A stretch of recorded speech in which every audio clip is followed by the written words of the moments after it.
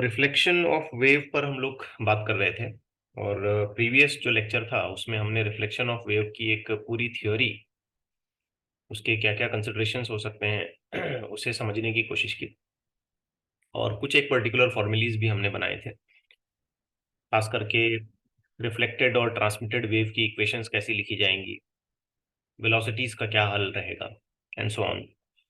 अब आज का जो लेक्चर है अपना, उसमें हम कुछ बहुत ही अच्छे इलस्ट्रेशंस डिस्कस करेंगे based on the concepts we have learned on reflection of a wave. ये मैं मॉड्यूल से ही पिकअप करूंगा, सीधे जो मॉड्यूल मैंने आपको प्रोवाइड किया है उसी से मैं सारे ये क्वेश्चन पिकअप कर रहा हूँ। I will be taking the questions from page number 8। This is the first question, will start with. बहुत ही बेसिक और फंडामेंटल लेवल पर डिजाइन किया गया है। इसमें कह रहा है कि कुछ ये वेव फंक्शंस हैं ABCDE and this is going to be F, ऐसे।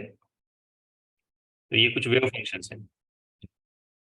अब हमसे ये कहा जा रहा है कि इनकी रिफ्लेक्टेड वेव का इक्वेशन लिखो अगर वो रिफ्लेक्शन हैपन होता है, टेक प्लेस होता है फ्रॉम फ्री एंड और वैसे ही फ्रॉम फिक्स्ड एंड। अब सबसे पहले तो आपको ये बात बिल्कुल क्लियर कर लेनी चाहिए कि फ्री एंड और फिक्स्ड एंड को हम लोग कैसे डिफरेंशिएट करेंगे। फिक्स्ड एंड को हम लोग क्या मानेंगे? डेंसर।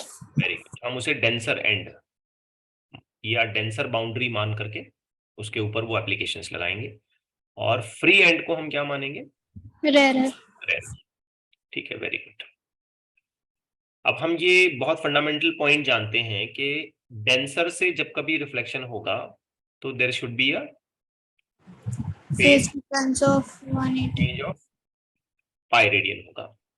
और अगर रेयरर से जब कभी रिफ्लेक्शन होगा किसी भी वेव का तो उसके फेज में कोई चेंज नहीं आएगा। ठीक है, अब इन बातों को ध्यान में रख के हम इन इक्वेशंस को लिखेंगे। तो स्टार्ट करते हैं। सबसे पहले हम ये सारी इक्वेशंस लिखते हैं फॉर फ्री एंड्स।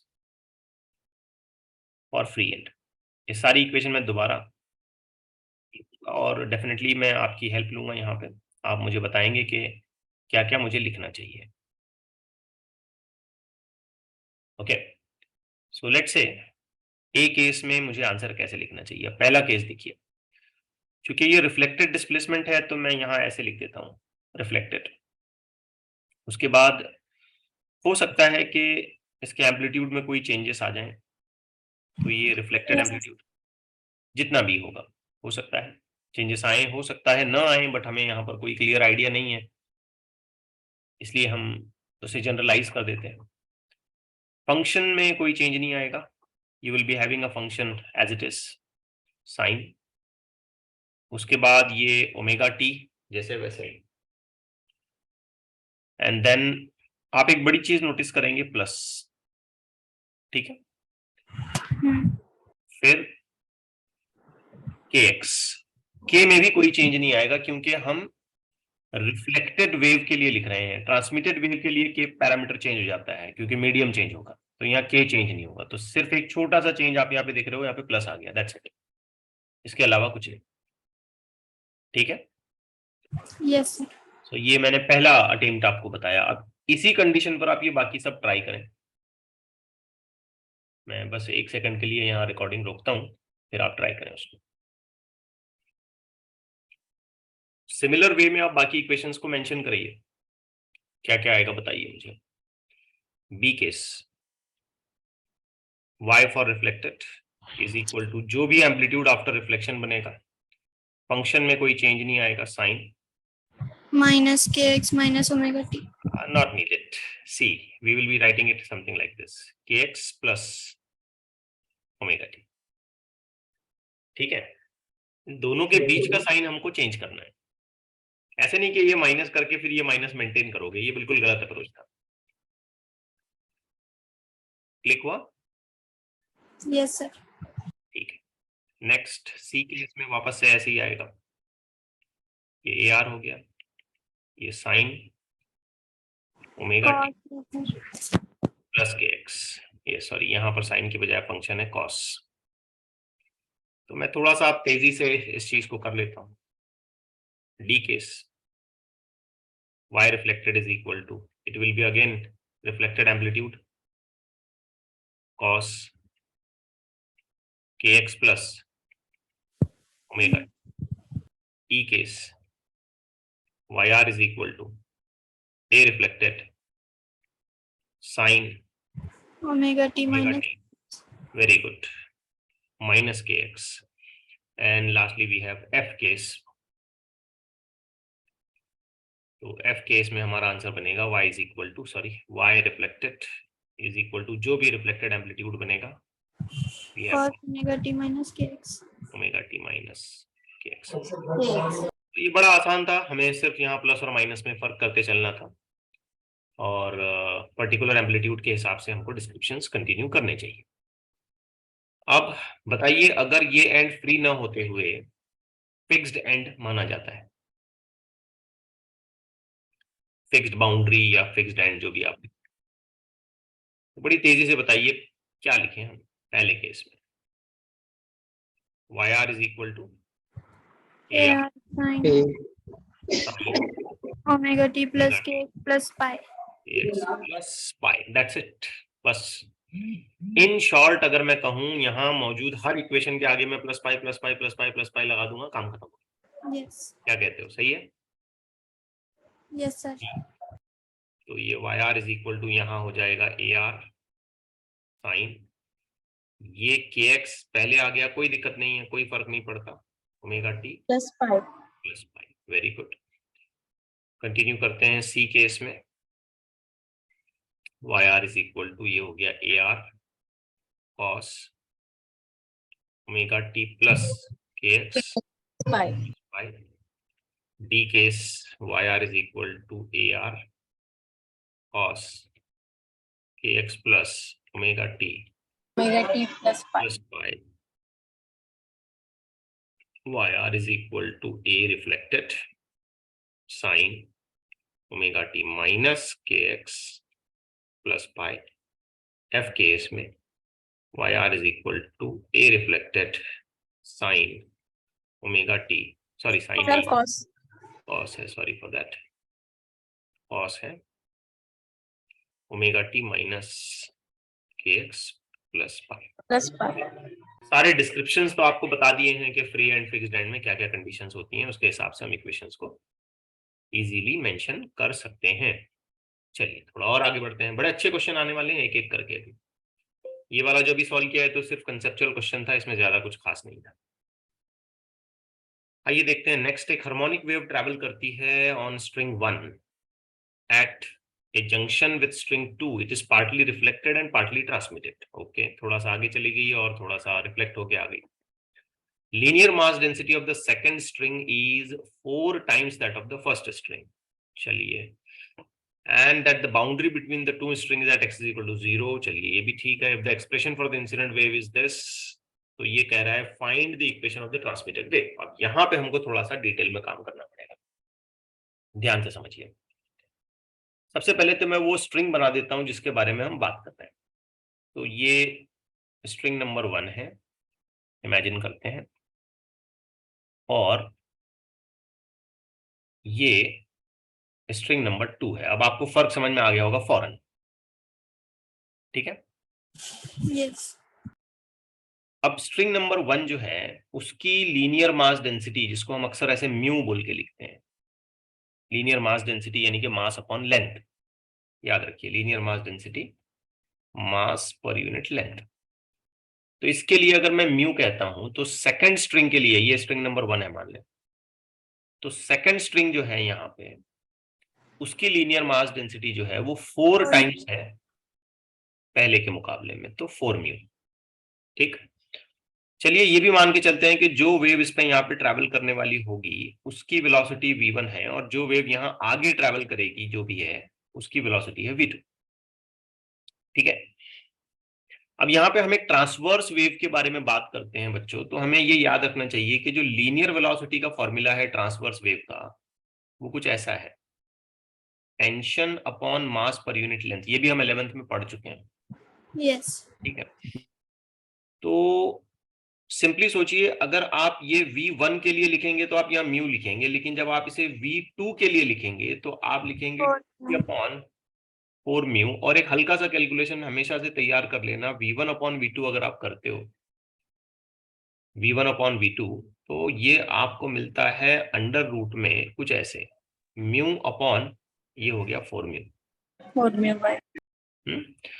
तो इस कैलकुलेशन को थोड़ा बहुत आगे बढ़ाएं तो हम लिख सकते हैं V1 upon V2 is equal 2/1। Yes. यानी कि सिंपली हम जरूरत पड़ने पर क्लेम करेंगे कि V1 is equal to 2 times of V2। ये हम क्लेम करेंगे जब भी हमको जरूरत पड़ेगी तब। तो जो वेव मीडियम नंबर 1 पे चल रही है उसकी स्पीड अगर V1 है, फर्दर ट्रांसमिशन में अगर वो मीडियम नंबर 2 पे चली जाती है तो उसकी स्पीड V2 होगी, और V1 V2 में इस तरीके का रिलेशन है। ये क्लियर हुआ? Yes sir. अब देखिए, यहां ये बताया जा रहा है कि इनके बीच में जो बाउंड्री डेवलप हुई है, यानी कि ये मैं ऐसे हल्का सा यहाँ एक शेड दे देता हूं, ये बाउंड्री आ गई, ये x इज इक्वल टू 0 पर है। हालांकि इससे कोई खासा फिलहाल इस न्यूमेरिकल के कैलकुलेशन में कोई फर्क नहीं पड़ता है। तो एक वेव आ रही है और इस बाउंड्री पर क्या होता है कि वेव का कुछ हिस्सा ट्रांसमिट हो जाता है और कुछ हिस्सा यहां से रिफ्लेक्ट होकर वापस आता है। ऐसे एग्जाम्पल मैंने आपको पिछले लेक्चर में बताए थे, राइट? साइमल्टेनियस रिफ्लेक्शन और ट्रांसमिशन का केस याद आ रहा है? Yes sir. तो अब हमसे ये पूछा जा रहा है कि अगर इंसिडेंट वेव की ये इक्वेशन है तो आप ट्रांसमिटेड वेव की इक्वेशन क्या लिखोगे और कैसे उसको डिस्क्राइब करोगे? ठीक है, जरा समझने की कोशिश करिए। नाउ ट्रांसमिटेड वेव की अगर मैं इक्वेशन लिखने की कोशिश करता हूं तो मुझे कुछ पैरामीटर्स को आइडेंटिफाई कर लेना पड़ेगा। जैसे एम्पलीट्यूड क्या होगा, रिफ्लेक्टेड का और ट्रांसमिटेड का एम्पलीट्यूड क्या होगा, और उसी तरीके से रिफ्लेक्टेड और ट्रांसमिटेड के लिए के वैल्यू क्या आएगी, और थोड़ा बहुत डिस्कशन हम ओमेगा के बारे में भी करेंगे। जबकि हम ये बहुत अच्छी तरीके से जानते हैं कि इस तरीके के रिफ्लेक्शन और ट्रांसमिशन के प्रोसेस में ओमेगा पर कोई चेंज नहीं आता। नहीं आता। तो हम ओमेगा के हद तक तो कम से कम सेफ हैं। चलो भाई, ओमेगा जैसा है वैसे हमको लिखना चाहिए। ठीक है, तो जरा सोचिए कि अगर हम रिफ्लेक्टेड वेव पर कुछ कमेंट करना चाहें, रिफ्लेक्टेड वेव, तो सोचने वाली बात है कि रिफ्लेक्टेड वेव कौन से मीडियम में ट्रैवल कर रही होगी, मीडियम 1 में या मीडियम 2 में? 1 मीडियम 1। ठीक है, एक सेकंड, ऐसे आसान जुमलों में लिखता हूं, मूविंग ऑन या प्रोपोगेटिंग ऑन मीडियम 1। मीडियम 1। तो इक्वेशन देखिए ऐसे बनेगी, y reflected is equal to amplitude reflected, function में कभी कोई चेंज मत करना, cos k1 x minus omega 1 t plus pi. अब आप मुझे बताओ कि मैंने पूरा सही लिखा या नहीं लिखा। सॉरी, यहाँ माइनस को मैंने प्लस कर दिया, माइनस को मैंने प्लस कर दिया। अब आप मुझे बताओ मैंने पूरा सही लिखा कि नहीं लिखा इक्वेशन। ओमेगा में कोई चेंज नहीं, के में कोई चेंज नहीं, क्योंकि इंसिडेंट वेव अगर इधर चल रही है तो बाउंड्री पर से रिफ्लेक्ट होने के बाद वो इधर ही आएगी। तो अगर ये वाली वेव माइनस के सेंस में है तो ये वाली वेव प्लस के सेंस में होगी। ये जो सेकंड वाला मीडियम है इसकी डेंसिटी ज्यादा है। डेंसिटी ज्यादा है मतलब यहाँ जो वेव रिफ्लेक्ट करके पलटेगी वो रिफ्लेक्टेड फ्रॉम डेंसर मानी जाएगी। रिफ्लेक्टेड फ्रॉम डेंसर में एक फेज चेंज क्रिएट हो जाएगा और वो प्लस पाई का एडिशनल फेज हो जाएगा, बराबर? यस। अब हमारी गाड़ी आकर के सिर्फ एक जगह अटक गई है कि एम्पलीट्यूड कितना है। एम्पलीट्यूड क्या लिखें? अब ऐसे तो नहीं छोड़ सकते ना इसको, AR बोल के नहीं छोड़ सकते हम इसको, यहाँ पे हमको एम्पलीट्यूड मेंशन करवाना पड़ेगा। तो कैसे मेंशन कराएं? तो आपको याद होगा मैंने आपको 2 फॉर्मूले दिए थे, ये कुछ इस तरीके, रिफ्लेक्टेड एम्पलीट्यूड और ट्रांसमिटेड एम्पलीट्यूड। याद आया कुछ? यस। तो हमें क्या करना चाहिए, यहाँ पर रिफ्लेक्टेड एम्पलीट्यूड का एक कैलकुलेशन बना लेना चाहिए, जो कि इक्वेशन के हिसाब से होगा V2 minus V1 divided by V1 plus V2 into A incident. अब रिफ्लेक्टेड एम्पलीट्यूड की बात करते हैं, V2, तो खैर इसको ऐसे ही रखते हैं, V2 माइनस V1 हटा के लिखते हैं 2V2, चलेगा? V1 हटा के लिखते हैं 2V2 इस इक्वेशन के हिसाब से। देखो यहाँ ये जो इक्वेशन अभी अभी हमने बनाई थी ना, उसके हिसाब से सही जा रहा हूं? यस। 10 डिवाइडेड बाय V1, तो V1 हटा के लिखो 2V2 प्लस ये V2 जैसा वैसा, और ये आपका incident amplitude as it is. तो ये रिफ्लेक्टेड एम्पलीट्यूड हो गया माइनस में V2, कैलकुलेशन अगर आप समझ पा रहे हैं, 3V2 कैंसिल हो गया, तो रिफ्लेक्टेड एम्पलीट्यूड आपका हो गया माइनस में incident amplitude divided by 3। Yes. अब एक चीज मेरी समझ नहीं आई कि यार माइनस क्यों आया आंसर, कोई बताएगा? रिफ्लेक्ट में चेंज। हाँ, वेरी गुड बच्चों। चूंकि यहाँ बाउंड्री जो है ये डेंसर मीडियम की बाउंड्री है, रिफ्लेक्शन फ्रॉम डेंसर अगर होता है तो क्रेस्ट अपने आप से वो ट्रफ में कन्वर्ट हो गया, ये इसका सिंबॉलिक मीनिंग हो गया। एम्पलीट्यूड के माइनस होने का मतलब यही हुआ ना कि जो भी एम्पलीट्यूड वहां पहुंचा होगा, अगर क्रेस्ट पहुंचा होगा तो वो पलट के ट्रफ बन गया, और अगर ट्रफ पहुंचा होगा तो वो पलट के क्रेस्ट बन गया। अब इस माइनस को यहां इक्वेशन में नहीं लगाएंगे आप, let this equation be written as it is, हम सिर्फ इसका मैग्नीट्यूड उठाएंगे। आई बेटा बात समझ में? यस। तो फिर फाइनल इक्वेशन हमारे रिफ्लेक्टेड वेव की क्या बनेगी? तो वो बनेगी AI divided by 3, you have a function cos as it is, K1 में कोई चेंज नहीं, आप समझ रहे हैं K1 में इसलिए चेंज नहीं हुआ क्योंकि मीडियम में चेंज नहीं हुआ, ओमेगा 1t, बीच में प्लस भी आ गया, आपने ध्यान दिया, प्लस एक एक्स्ट्रा फेस पाई का आ गया, दैट्स इट। ये काम आपका पूरा हो गया रिफ्लेक्टेड वेव का। अब आपको इसी तरीके से लिखना है ट्रांसमिटेड वेव के लिए। अब बच्चों सोचो अगर इस पर वेव ट्रांसमिट हो गई, ठीक है, ट्रांसमिटेड का भी लिखना है ना आपको, ये ट्रांसमिटेड एंड रिफ्लेक्टेड। अच्छा, पहले ट्रांसमिटेड बोला था हमने, पहले रिफ्लेक्टेड कर लिया, कोई बात नहीं। ट्रांसमिटेड वेव का अगर आपको लिखना है तो पहले ये जस्टिफाई करिए कि ट्रांसमिटेड वेव चल कहां रही है। मीडियम 2 में। यस, तो ट्रांसमिटेड वेव के बारे में क्लियरली समझिए, इट इज प्रोपोगेटिंग ऑन या इन मीडियम 2। अब इक्वेशन लिखते हैं, y transmitted, amplitude transmitted, amplitude transmitted का आएगा, कॉस है तो कॉस ही आएगा, ध्यान दें, कॉस है ना तो कॉस ही आएगा। K1 है तो उसकी जगह बेटा आ जाएगा K2x minus omega 1t, omega में कोई चेंज नहीं, ये बात तो हमने पहले ही बोल दी थी, ओमेगा में कोई चेंज नहीं है। आपको कल का लेक्चर अच्छे से सुनना चाहिए, तब जाके ये चीजें आपके पल्ले पड़ेंगी, इससे पहले वाला लेक्चर आपको ध्यान से सुनना चाहिए। अब पहली बात तो आप मुझे ये क्लैरिफिकेशन दे दें कि यहाँ माइनस क्यों आया, प्लस क्यों नहीं आया? रिफ्लेक्शन नहीं हुआ। रिफ्लेक्शन नहीं हुआ, वेव ऐसी जा रही थी तो वो आगे उसी डायरेक्शन में ट्रांसमिट हो गई, तो वेव वेलोसिटी के रिवर्स होने का कोई सवाल नहीं है, इसलिए माइनस आया। दूसरा मुझे आप आंसर दें, यहाँ K2 क्यों आया? मीडियम चेंज हो गया, इसलिए वेवलेंथ चेंज, तो फिर डेफिनेटली λ1 λ2 डिफरेंट वैल्यूज क्लेम किए जाएंगे। अब हमको यहाँ दो चीजें फिगर आउट करनी पड़ेंगी, एक तो AT और दूसरा K2।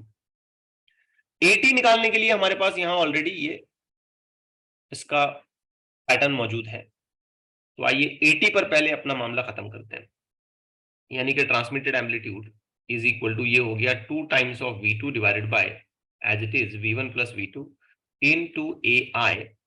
चलिए कंटिन्यू करते हैं, तो ये हो गया 2, लेट दिस बी V2, कोई टेंशन नहीं, V1 2V2 plus this V2 into AI। Calculation अगर मैं पूरा करता हूं तो V2 यहां से ऐड होकर के कॉमन हो जाएगा, कॉमन कैंसिल होने के बाद मुझे AT का जो पर्टिकुलर आंसर मिलेगा वो मिलेगा 2 times of AI divided by 3। I hope आप ये छोटा सा पार्ट समझ गए। सर। अब दूसरा हिस्सा जो बच गया वो है कि भाई K2 कैसे निकालूं? तो बच्चों K2 निकालने के लिए एक छोटे से कैलकुलेशन को आप रियलाइज करिए। ये जो K फैक्टर होता है ना, ये होता है 2 पाई बाई लैम्बडा, करेक्ट है? यस। अगर मैंने K1 क्लेम किया तो उसके लिए लैम्बडा 1 हो जाएगा। उसी तरीके से K2 अगर मैं लिखता हूं तो उसके लिए मुझे लिखना पड़ेगा lambda 2, which possibility to write के K1 बाई K2 जब जरूरत पड़ेगी तो वो बन जाएगा lambda 2 by lambda 1, inverse relation है ना। यस। अब इस चीज को आपको देखना है वेलोसिटी के साथ जोड़ करके। आप बोलेंगे कैसे? देखो, we have v is equal to n lambda, correct है? ये इक्वेशन तो बिल्कुल किसी भी तरीके के वेव पर अप्लाई की जाती है, v is equal to n lambda. अब हो ये रहा है कि ये जो n फैक्टर है, फ्रीक्वेंसी का फैक्टर, ये चेंज नहीं होता है, नो चेंज, इसमें कोई चेंज नहीं आता है, चाहे रिफ्लेक्शन हो चाहे ट्रांसमिशन हो। तो इसका सीधा सा मतलब हमको ये समझ में आया कि वेलोसिटी और वेवलेंथ ये डायरेक्ट प्रोपोर्शनैलिटी में जाएंगे। n तो कांस्टेंट है, इसका मतलब ये समझ में आया कि v1 by v2 can be claimed as lambda 1 by lambda 2, correct? तो यहां v1 बाई v2 कुछ और नहीं है बल्कि 2:1 है, ये रहा ऊपर हमने अभी अभी सॉर्ट आउट किया था, ठीक? यस। तो लैम्बडा 1 बाई लैम्बडा 2 हमको मिलता है, sorry for that, lambda 1 by lambda 2, ये इक्वेशन हमको मिलती है 2/1, इसका मतलब लैम्बडा 2 बाई लैम्बडा 1 क्या मिलेगी? 1/2। यस, तो K1 बाई K2 हो जाएगा 1/2, which means K2 is equal to 2K1, ये याद रखिए। अब दोनों सब्स्टिट्यूशन हमने तैयार कर लिए, चाहे वो 80 का हो या चाहे K2 का हो, उसको लाइए इधर और अपनी इक्वेशन को फाइनलाइज करिए। तो ये हो गया ट्रांसमिटेड की इक्वेशन का डिस्प्लेसमेंट, 80 की जगह आ जाएगा 2 times of AI divided by 3, correct है? यस। और K2 हटाइए, उसकी जगह लिखिए 2K1x माइनस मेंटेन है ओमेगा 1, 2K1। ये आपके फाइनल इक्वेशंस क्लेम किए जाएंगे, ट्रांसमिटेड के लिए भी और रिफ्लेक्टेड के लिए भी। थ्योरी के बाद, इन समझने के बाद, इन न्यूमेरिकल्स को हैंडल करने में हमें काफी आसानी होगी। अगर आप थियरी बिल्कुल नहीं जानते हैं और ये लेक्चर बिल्कुल फर्स्ट टाइम आप सुन रहे हैं तो थोड़ा सा तकलीफ होगी, इसलिए पहले का, इससे पहले वाला लेक्चर आप रिव्यू जरूर करिए, उसको जरूर देखिए, ओके? यस। Yes sir. चलिए एक और क्वेश्चन इसी पैटर्न पर, इसी तरीके पर लेते हैं, इसी आइडिया पर एक और क्वेश्चन लेते हैं।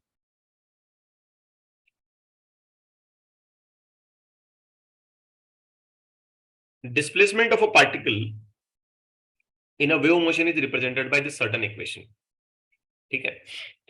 तो इस इक्वेशन को मैं और करेक्ट वे में पहले लिखना चाहता हूं, क्योंकि इसमें जो फंक्शन है वो थोड़ा सा एडजस्ट करना पड़ेगा। ये 16 पाई जो है ये ब्रैकेट से बाहर है, तो मैं चाहता हूं पहले मैं इसको अंदर ले लूं।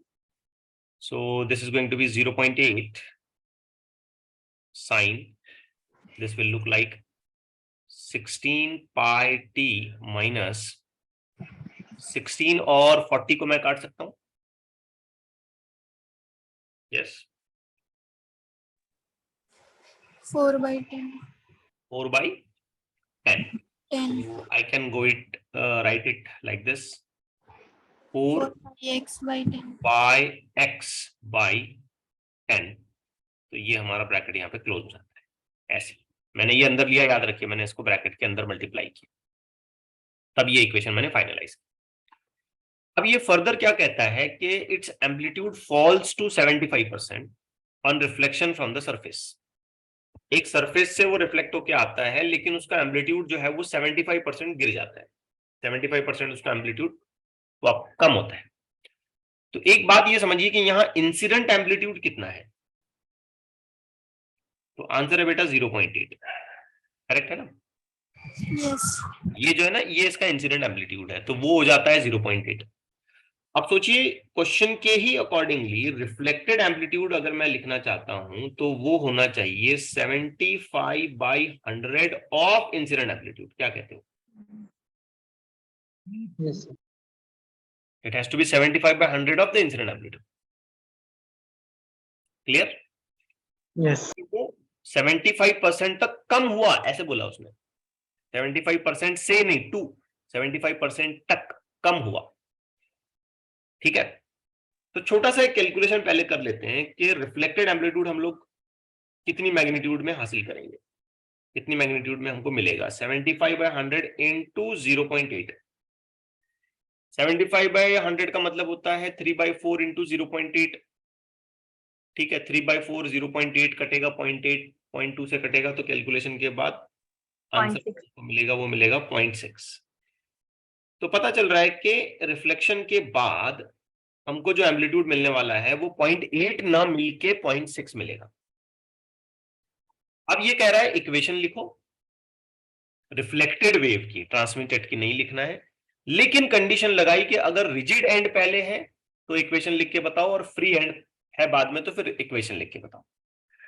देखो सिंपल सी बात है बच्चों, रिजिड एंड का मतलब क्या और फ्री एंड का मतलब क्या यहां पे। तो रिजिड एंड का मतलब है फिक्स्ड एंड, और फिक्स्ड एंड को हमारा जनरल अंडरस्टैंडिंग क्या कहता है, डेंसर का मीनिंग देंगे, और फ्री एंड को हम कैसा मीनिंग देंगे, रेयर। तो आइए इक्वेशन लिखते हैं, बहुत आसान है। और रिफ्लेक्शन की लिखनी है तो कुछ भी चेंजेस नहीं है। ठीक है, सिर्फ एम्पलीट्यूड के चेंजेस बताने पड़ेंगे, थोड़े बहुत डायरेक्शन के चेंजेस बताने पड़ेंगे। तो सबसे पहले हम लोग हमारी इक्वेशन को रिक्लेम करते हैं फॉर रिजिड एंड, यही टर्मिनोलॉजी मैं यहां इस्तेमाल करता हूं। देखिए ये हो गया y reflected is equal to, amplitude घटा करके हो गया 0.6, आपने ध्यान दिया, यस। साइन 16 पाई टी में कोई फर्क नहीं पड़ा, बीच में प्लस आया, 4 पाई x/10 प्लस पाई। क्या आप मेरी बात अच्छे से समझ गए? यस। आपने तीन चेंजेस यहां पे नोटिस करे होंगे। सबसे पहले एम्पलीट्यूड चेंज किया, माइनस का प्लस किया, और एक एक्स्ट्रा फेज यहां इंक्लूड किया गया बिकॉज हम रिफ्लेक्शन को कहां से ऑब्जर्व कर रहे हैं, रिजिड एंड यानी कि क्लोज एंड से। अब लिखते हैं फॉर फ्री एंड,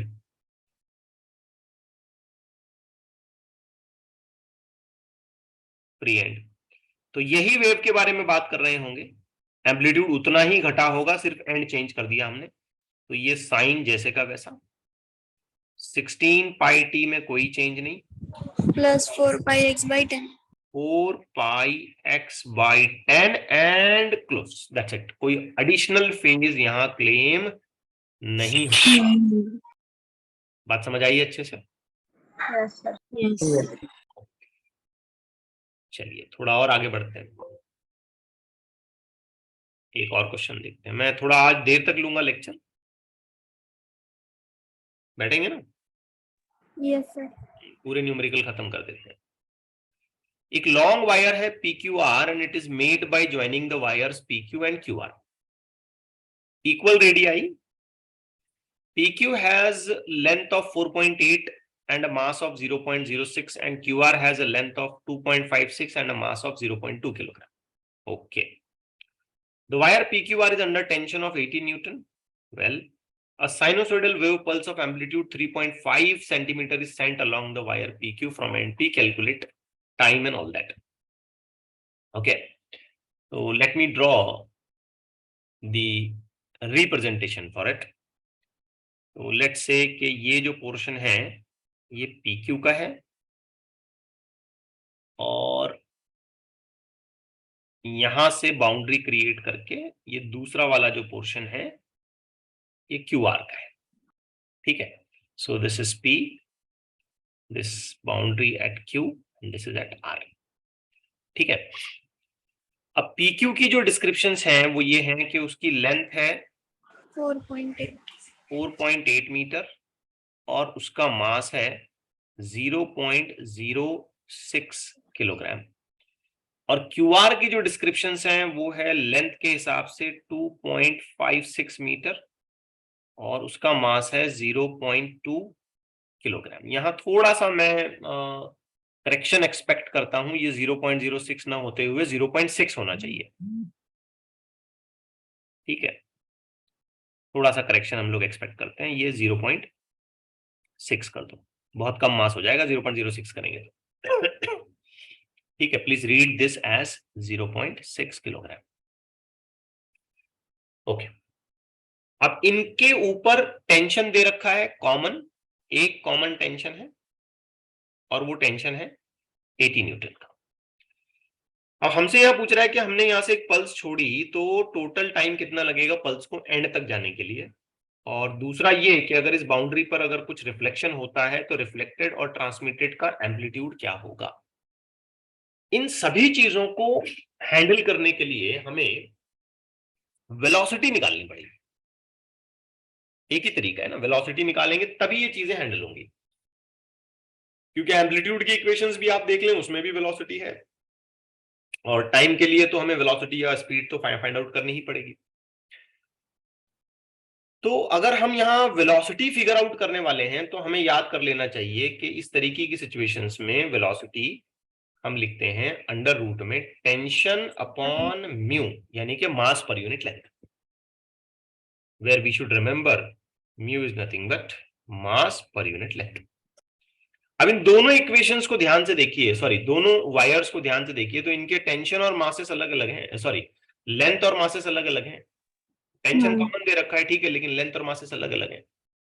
तो लेट्स इमेजिन कि इस पर जो वेव चलने वाली होगी उसकी वेलोसिटी v1 है और इस पर जो वेव चलने वाली होगी उसकी वेलोसिटी v2 है। तो सबसे पहला काम मैं क्या करना चाहूंगा, इसके लिए μ1 फिगर आउट करते हैं। μ1 मास कितना है, 0.6, कितनी लेंथ है, 4.8, ठीक है। Yes. इसको करते हैं 648, कितना हो जाएगा 648, 0.15. कितना 0.125. 0.125, ठीक है, दैट विल बी किलोग्राम पर मीटर। वैसे ही हम लोग निकालते हैं μ2, दूसरी स्ट्रिंग के लिए भी फिगर आउट करते हैं। ये है 0.2 डिवाइडेड बाय 2.56, ये कितना आ रहा है 0.078. 0.078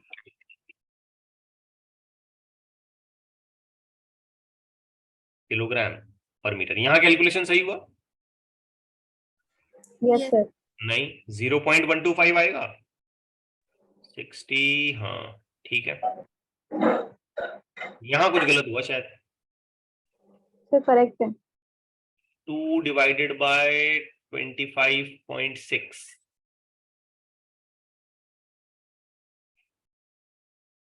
okay, check out with these numbers, क्योंकि यहां गलती हुई तो आगे फिर प्रॉब्लम आएगा। अब निकालते हैं speed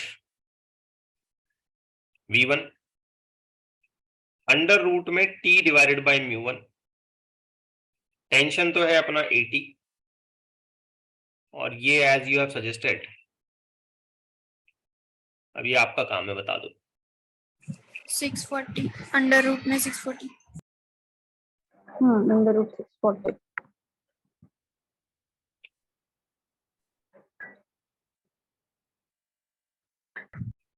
So these are the velocities we may get after calculation. ये सारी velocities after calculation हमको मिल सकती हैं, ठीक है। अब मेन हमें काम करना है। अब सबसे पहला क्वेश्चन इसने हमसे ये पूछा कि time taken by the wave pulse to reach the other end or of the wire. यहां से निकल करके एक पल्स अगर यहां तक ट्रेवल करती है तो उसको टोटल टाइम कितना लगेगा। तो ये टाइम हम दो पार्ट्स में कैलकुलेट करेंगे, P से Q जाने तक कितना टाइम लगा और फिर आगे Q से R जाने को कितना टाइम लगा। तो लेट्स से कि अगर P से Q जा रहे हैं तो इसके लिए टाइम लगता है हमको T1, और Q से R जा रहे हैं तो इसके लिए हमको टाइम लगता है T2। तो हमें ये याद रखना चाहिए कि T1 जो होगा ना वो होगा distance PQ upon speed V1, और T2 जो होगा वो होगा distance QR upon speed V2। Am I correct? Yes, sir. और Yes. टोटल टाइम जब हम क्लेम करेंगे, total time to travel the whole distance, तो simply that has to be equal to T1 plus T2। Plus T. अब T1 के हिसाब से PQ divided by V1 है, T2 के हिसाब से QR डिवाइडेड बाय V2 है। PQ as we know 4.8 divided by V1 25.2 plus 2.56 divided by उसकी स्पीड है नियर अबाउट 32। ये कैलकुलेशन पूरा कर लें, ये टाइम मुझे आप बता दें सेकंड्स में, ये आपका अपना कैलकुलेशन है, ये कर लें आप बाद में।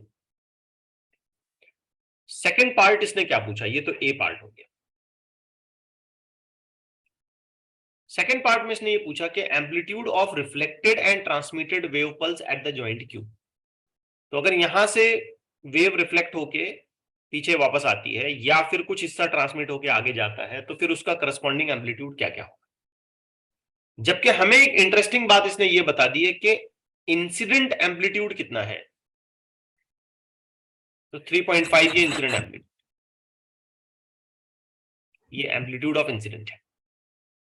ठीक, किसी को कुछ डाउट है? अच्छा, कैलकुलेशन किया पूरा, 0.27 सेकेंड आंसर ये क्लेम कर रहे हैं। तो after this whole calculation 0.27 seconds, इतना आंसर क्लेम कर। Yes, I was on a point कि हमको इंसिडेंट एम्पलीट्यूड, इंसिडेंट वेव का एम्पलीट्यूड दिया गया है और हमें फिर रिफ्लेक्टेड के लिए और ट्रांसमिटेड के लिए निकालना है। तो चलिए आप हेल्प करिए, बताइए बी केस रिफ्लेक्टेड कैलकुलेशन करते हैं। कुछ ऐसा था, V1 plus V2 into AI, याद रखिए बात, इनटू AI। ठीक, तो इस कैलकुलेशन को अगर मैं आगे बढ़ाता हूं तो this is about 32 minus 25.2 divided by, this is going to be 25.2 plus 32 into the whole multiplication is 3.5। यहां आपका आएगा सेंटीमीटर में आंसर। और उसी तरीके से अगर आप ट्रांसमिटेड के लिए निकालना चाहते हो तो जहां तक मैं याद कर पाता हूं 2 times of V2 divided by V1 plus V2 into AI, so that will be 2 times of 32 divided by 25.2 plus 32 into the respective amplitude incident 3.5। ये आपका यहाँ पर फाइनल आंसर्स आएंगे। आप इन कैलकुलेशंस को पूरा कर लें और उस हिसाब से अपने आंसर को क्लेम करें। ठीक है, यस, कर लेंगे आप फर्दर पार्टी कैलकुलेशन कर लेंगे ना पूरा? Yes. Okay, very good. आइए थोड़ा और आगे बढ़ते हैं। A progressive wave get reflected at a boundary such that the ratio of amplitudes of reflected and incident wave is 1:2। तो इसने पूछा कितनी % एनर्जी ट्रांसमिट की। बड़ा अच्छा सवाल पूछा इसने। अगर हम रिफ्लेक्टेड एम्पलीट्यूड और इंसिडेंट एम्पलीट्यूड का रेशियो निकालें ना तो ये 1:2 है एज पर क्वेश्चन।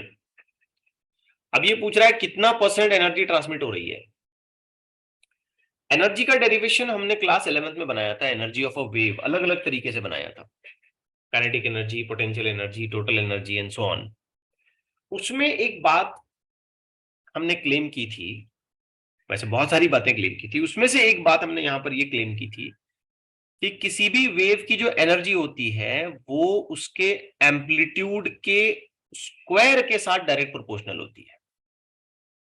ये बात याद रखिए आप, एम्पलीट्यूड के स्क्वायर के साथ डायरेक्टली प्रोपोर्शनल है।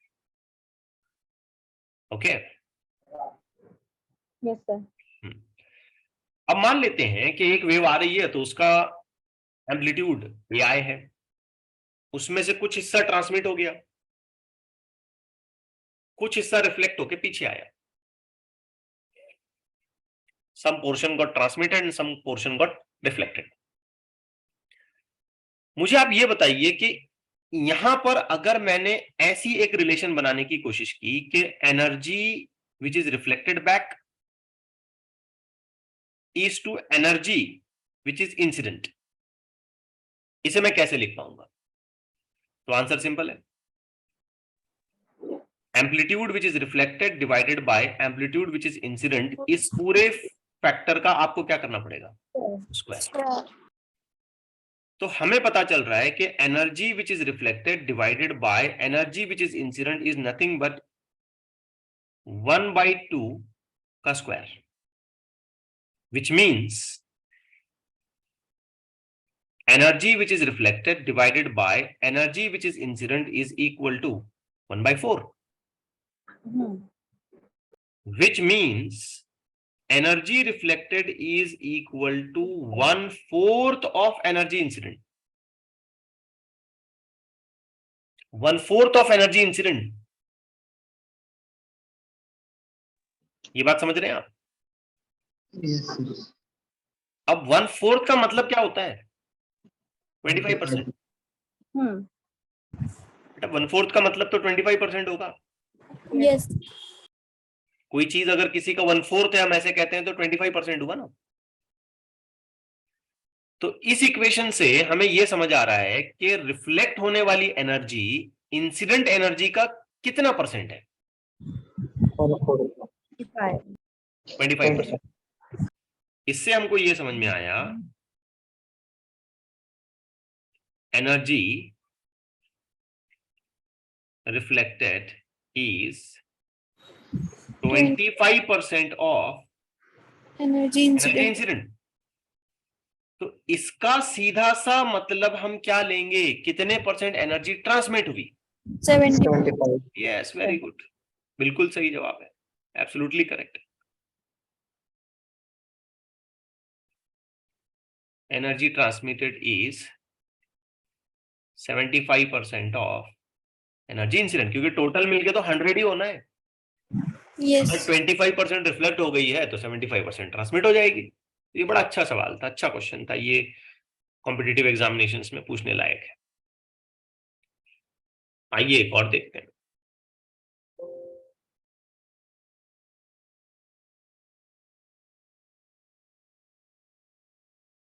मैं इसको शॉर्टकट ऐसे नहीं करता हूं इतने जल्दी, बाद में जब हम एमसीक्यूज की रिवीजन करेंगे या प्रैक्टिस करेंगे ना, तब ये सब मैं फिर शॉर्टकट में कर दूंगा, तेजी से करूंगा जब मैं याद रखना। A progressive wave traveling in a medium 1 and enters into medium 2 with its speed decreases to 75% of what is the ratio of amplitude in case? अच्छा, तो मीडियम 1 में अगर हम ये क्लेम करते हैं कि स्पीड v1 है और मीडियम 2 में हम ये क्लेम करते हैं कि स्पीड v2 है, तो क्वेश्चन के हिसाब से हमको बोला जा रहा है कि v2 is equal to 75% of v1, which actually means 75 by 100 of v1, which means 3/4 of v1। ठीक है, अब उसके बाद हमसे बोल रहा है कि रेशो निकालो। ठीक है, रेशो निकालो एम्पलीट्यूड्स का, लेकिन किन एम्पलीट्यूड्स का? रिफ्लेक्टेड और इंसिडेंट। तो देख, रिफ्लेक्टेड का एम्पलीट्यूड हम लोग लिखते हैं v2 minus v1 divided by v1 plus v2 into incident amplitude. तो अगर रेशो ही लेना है मुझे, तो सिर्फ मैं इंसिडेंट एम्पलीट्यूड को पीछे ले आऊंगा इधर, ठीक है, इसके नीचे ले आऊंगा यहां डिनोमिनेटर में, बस रेशो तैयार हो गया। v2 minus v1 divided by v1 plus v2। Substitute कर दो, 3/4 of v1 minus v1 divided by v1 plus 3/4 of v1। क्या कहते हो? v1 कैंसिल हो गया, न्यूमरेटर में बचा 1/4, डिनोमिनेटर में आ गया 7/4, आंसर आया 1/7। समझा नहीं समझा? Yes sir. बहुत सारे स्टूडेंट अपने यहाँ पर ऐसे भी हैं, 1/4 कहाँ से आया, 7/4 कहाँ से आया, ये भी समझाओ बोलते हो लोग। ये v1 कैंसिल हुआ, 3/4 -1, ठीक है ना। हाँ, एक काइंड ऑफ मिस्टेक आप कह सकते हो, -1/4। अब मैं माइनस को इग्नोर कर रहा हूं, मैंने आपको बताया माइनस का यहाँ मतलब हम क्या लेते हैं कि जो भी एम्पलीट्यूड वहां पहुंच रहा होगा उसका उल्टा रिवर्स होना, उसका अपोजिट होना। अगर क्रेस्ट पहुंच रहा है मान लो वहां पर, तो वो ट्रफ में कन्वर्ट हो जाएगा, ट्रफ पहुंच रहा है तो क्रेस्ट में कन्वर्ट हो जाएगा, सो ऑन। उस सेंस में हम उसको माइनस लगाते हैं, ठीक है। अदरवाइज यहां पर माइनस उस नेगेटिव कंसिडरेशन में नहीं लिया जाता है। अब दूसरा जो एम्पलीट्यूड हमें फिगर आउट करना है वो है ट्रांसमिटेड और इंसिडेंट। अब हमारे पास ऐसी इक्वेशन है ना, याद हो गई ना अभी अभी ऑलमोस्ट हमें, 2v2 divided by V1 v1 plus v2 and then incident. अब रेशियो ही निकालना है, तो transmitted divided by incident is equal to, ये हो गया बेटा 2v2 divided by v1 plus v2। अब 2v2 हटा के तुम क्या लिखोगे, 2 3/4 into 3/4 v1 and then divided by v1 plus 3v1/4। तो v1 पूरा कॉमन कैंसिल हो जाएगा, ये 2 4 कट के न्यूमरेटर में तुमको मिलेगा 3/2, डिनोमिनेटर में तुमको मिलेगा 7/4। करेक्ट है ना। ये नीचे 2 और 4 काट के इसको भी 2 कर दो, वो 2 ऊपर ले जाओ, ये आंसर मिलेगा तुमको 6/7। करेक्ट है। yes ओके, अब इसका एक लॉजिक भी मैं आपको बताता हूं। देखो, रिफ्लेक्टेड अपॉन इंसिडेंट 1/7 हो गया, 1:7 हो गया। ये मतलब कहने का ये है कि इंसिडेंट वेव के टोटल 7 पार्ट्स में से 1 पार्ट रिफ्लेक्ट में आ गया। जाहिर बात है 7 में से अगर एक हिस्सा उसका रिफ्लेक्शन में आ गया है तो 7 में से बचे हुए 6 हिस्से कहां जाएंगे, ट्रांसमिट में जाएंगे। ये भी सोचने वाली बात है। अब इसका मैं एक सिंपल लॉजिकल एग्जांपल आपके सामने रखता हूं, मतलब जो मैंने अभी लॉजिक आपको बताया उसके हिसाब से किसी कैलकुलेशन में मुझे reflected upon incident, not transmitted, reflected upon incident किसी पर्टिकुलर कैलकुलेशन में मुझे मिलता है 4/9, और मैंने आपको ये पूछा कि भाई बताओ ट्रांसमिटेड अपॉन इंसिडेंट कैलकुलेशन कितना हुआ था। 5/9 बिल्कुल सही जवाब है, तो ये हो जाएगा 5/9, क्योंकि ये इंसिडेंट तो 9 ही रहेगा। तो इसका मतलब हम ऐसे क्लेम करेंगे कि जैसे वेव के एम्पलीट्यूड के टोटल 9 पार्ट्स हो गए, 9 पार्ट्स हो गए, उन 9 पार्ट्स में से 4 पार्ट हमारे रिफ्लेक्ट हो रहे हैं, तो बचे कितने, 5 पार्ट, तो वो 5 पार्ट कहां जाएंगे, ट्रांसमिशन में चले जाएंगे। इस तरीके से हमें उसे अजम्पशन देना है।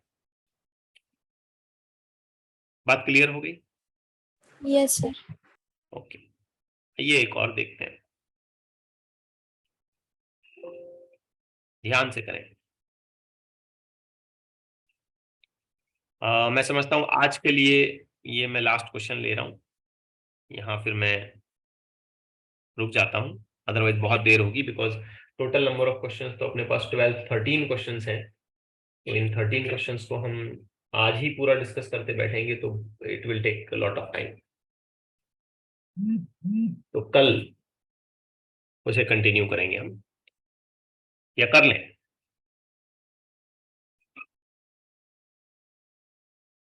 ठीक है, चलिए आज के लिए इतना काफी है। आपका आंसर नहीं देना मतलब वो नहीं है, ये समझ जाता हूं। The pulse shown in the figure has a speed of 10 centimetre पर सेकेंड। अब ये कह रहा है if linear mass density of the left string is 0.25 second that of the right string. तो इन दोनों की लीनियर मास डेंसिटी में कुछ फर्क बताया है। What speed does the transmitted pulse travel, कितनी स्पीड से ट्रांसमिट होने वाली पल्स ट्रैवल करेगी। तो स्पीड्स को कंपेयर करना है आपको, डेंसिटी के हिसाब से स्पीड का रेशियो निकालना है।